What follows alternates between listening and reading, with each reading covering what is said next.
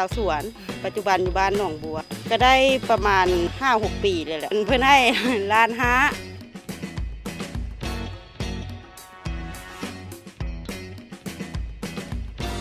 ตื่นมาไปตลาดพวไปการ3 โมง 4 โมงก็ไปลงสวน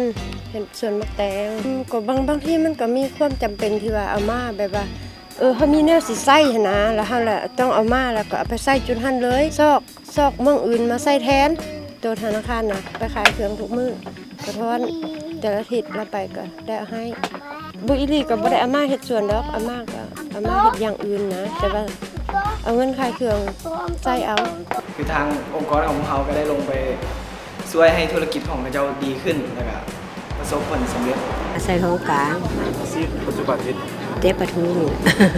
ร้อยเตะต่อเสือน15 จีบมีขายเตะเป่าเมียบริษัทขายครอบกับมะม่วงครอบครัวเด้อันนั้นเฮ็ดอันนี้แหละมาที่นี่กับหลานขาหักมอบใส่หลานเบิดพอมันคุณก็ให้หลายยุคันอันนั้นแต่หาบ่มีปัญญาเอาดอกมันหลายแล้วมันก็บ่ไหวเพิ่นให้ฮอด10 ล้านพุ่นละเพิ่นว่านะลูกค้าที่เป็นสมาชิกของเราเนาะที่ว่าได้เงินไปแล้วเนาะยังให้เอาไปเฮ็ดดำเนินธุรกิจแท้ๆเนาะบ่อยากให้เอาไปเฮ็ดแนวอื่นเนาะเพราะว่าสถาบันของเรานี่ก็ปล่อยเงินให้ผู้ที่เฮ็ดธุรกิจโดยเฉพาะเนาะนำเงินสิ่งที่เฮาปล่อยให้เนาะก็คือว่าเอาไปนำใช้ในทางธุรกิจที่ว่ามีประโยชน์หรือว่ามีเหตุผลเนาะมาร่วมศูนย์ปกติแล้วก็สมัครเงินให้มันตรงหัวตรงมือเนาะบ่มาร่วมศูนย์ก็เฮ็ดให้พนักงานก็ผิดหวังเนาะเวลาไปเก็บเงินเนาะเลือกไปห้ามนี้นำลูกค้าถ้าหากว่าเขาเจ้าบ่สามารถจ่ายของเขาได้เขารู้สึกเสียใจหรือว่าคิดบ้าง